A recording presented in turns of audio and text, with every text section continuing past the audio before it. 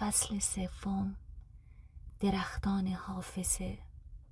بلا دفترچه‌اش را بست. صفحه‌ای که با جوهر مشکی نوشته شده بود 5 کلید.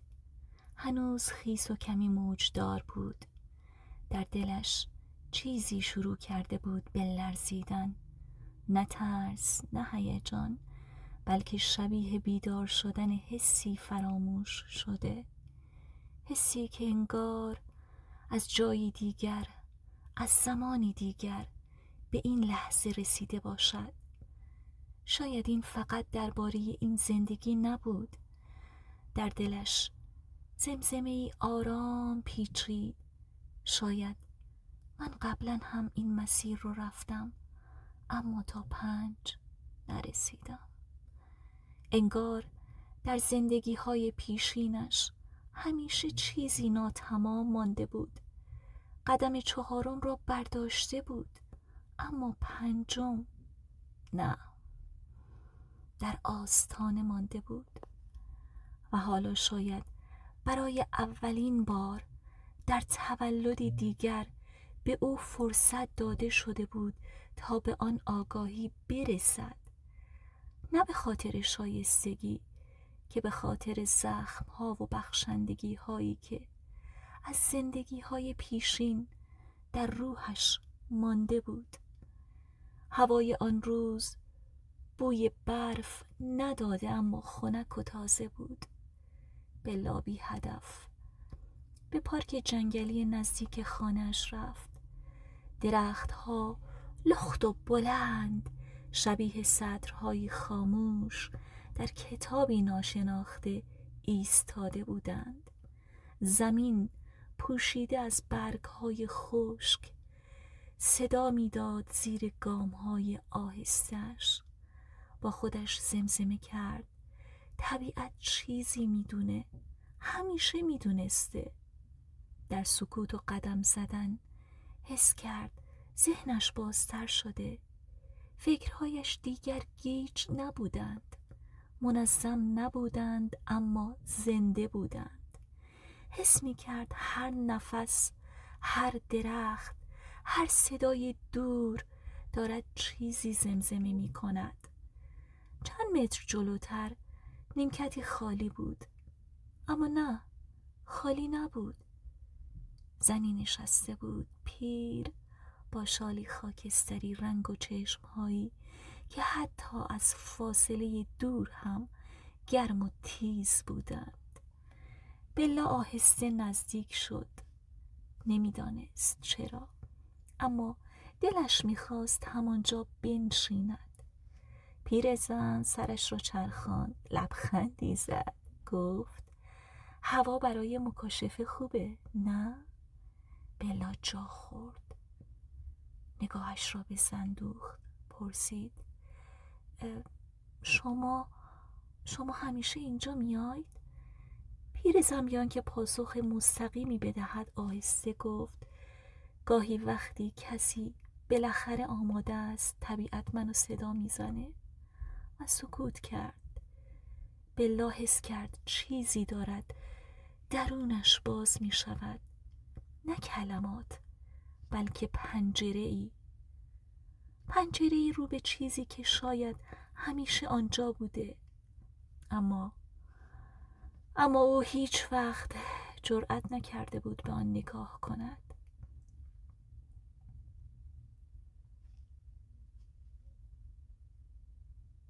بخش دوم، فصل سوم. خاطره هایی پیش از تولد. بلا آن شب تا دیر وقت نتوانست بخوابد. دستش هنوز گرمی نیمکت چوبی پارک را احساس می کرد و صدای پیرزن با آن طنین خاص مثل نسیمی از لابلای شیشه های ذهنش می گذشت. او سالی نام داشت و هرچند بلا برای اولین بار او را می دید، حس قدیمی درونش پیچیده بود، مثل دیدن چهره‌ای در خوابهای تکرار شونده، شبیه یاد کسی که هیچ وقت ندیدی اما همیشه دلت برایش تنگ بوده. صبح روز بعد هوا ابری بود. بلا زنگ در را که زد، سالی دقیق و آرام ظاهر شد، با همون شال خاکستری و چشمانی که انگار همیشه بیشتر می‌دانستند. در باز شد. سالی پا در خانه گذاشت و ناگهان سایه از لابلای راهرو مثل برق بیرون جهید. آمد بی صدا، خزید میان پاهای سالی و شروع کرد به مالیدن تنش به ساق پای او، مثل گربه‌ای که صاحبش رو پس از سالها باز یافته. بلا خشکش زد، زمزمه کرد: سایه هیچ وقت اینجوری با کسی نبوده، حتی با دیوید. سالی فقط لبخند زد، سرش را به سوی گربه خم کرد و آرام گفت: بعضی روح‌ها همدیگر رو یادشونه، حتی اگه بدنهاشون فرق کرده باشه. بلا بی اراده لرزید، نه از ترس بلکه از نوعی پذیرش ناگهانی. انگار چیزی درونش گفته باشد این زن بی دلیل نیومده. نشسته بودند روبروی هم با فنجانی چای دارچین که بخار ملایمی از آن بالا میرفت. سالی به آرامی گفت: ذهن آدم مثل لایه است، لایه روی لایه. گاهی برای دیدن چیزی باید بری عقب، خیلی عقب. به آهسته گفت: تو مدیومی، درسته؟ سالی لبخند زد، نه تأیید کرد نه انکار.